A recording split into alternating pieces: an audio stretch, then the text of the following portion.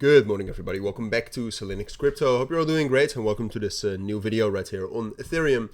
We're going to do a full update kind of to prepare you for next week as well. So we'll talk about some economic data we have next week.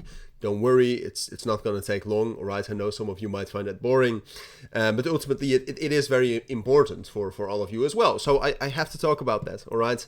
I'll try to prepare you as well as possible for next week, and especially also the week opening, which is usually quite volatile. And that's expected to be volatile tomorrow as well, so we'll talk about that. But yeah, let's get right into it for now. Hope you're all having a great weekend, of course, and wishing you in advance a great Sunday. But let's get right into it. So first of all, fundamentals for Ethereum are still pretty stable. There's to be fair, there's not much to talk about regarding this. There's a slight uptrend in the daily transactions and a slight uptrend, I'd say, in the daily active addresses. But it is only slightly trending up, and that's also in line with what we see with the DEX trading volumes, for example, and the TVL, which has gone up obviously since March, which was the bottom. Not really, but that was the bottom in activity, and then April, obviously, we still dropped down lower, but the activity was actually higher. But no, I mean, these fundamentals, they're not bad, but they're also not a source of bullish momentum for the price of Ethereum. Now, the price of Ethereum this weekend is, has been in line with previous weekends in the sense that it's been relatively quiet, right? And I expect that to continue over the course of the majority of today. And then at the end of today, going into Monday, then we will see some positioning, maybe some positioning closing out, maybe some new positioning coming into the price of Ethereum, and then we'll get some more volatility and volume, because volume has been quite low. Now, talking about next week briefly, we have inflation rate and CPI data on Wednesday. That matters most, right? So just be aware of that. That's at 1:30 UTC. So that will shake up the markets, and it could also have a lasting effect if the result is very much unexpected or different than the expectation. So keep that in mind. But I will also keep you updated on that, of course. And then when we're talking about Ethereum specifically, what I said yesterday in my video is that I thought it was most likely that here from the bottom of the consolidation, which I have been saying since Friday, so far it has been correct.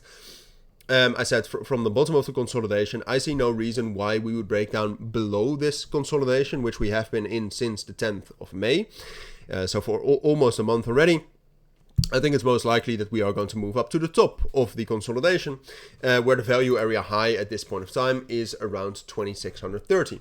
I still do expect that. We've had some order flow coming in the last 24 hours, which is quite interesting. First of all, we had some shorts being closed into the Asian session today, which pushed the price of Ethereum into the main resistance level, the POC at 2540. Normal price action, but that was also, we spoke about that yesterday, right? That we saw quite a lot of shorts being opened here, and that we expected them to close out. Those have been closed out, and since then the open interest has grown again. Both longs and shorts being opened, but there now is, and there have been a few big long positions on Ethereum. So that's, I would say, good news. In combination with the structure, that's good news.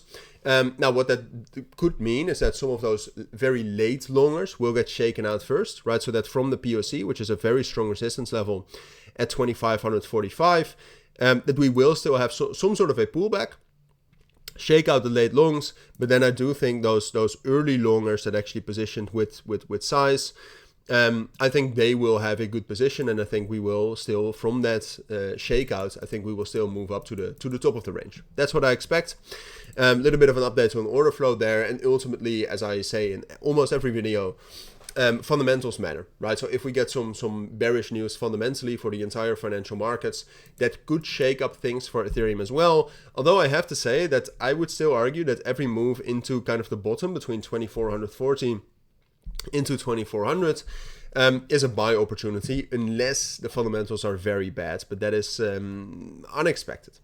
It normally doesn't happen twice in 1 week. But yeah, that's what I think you need to know. So thank you for watching. Hopefully it's valuable. For now, have a great Sunday. Take care and bye.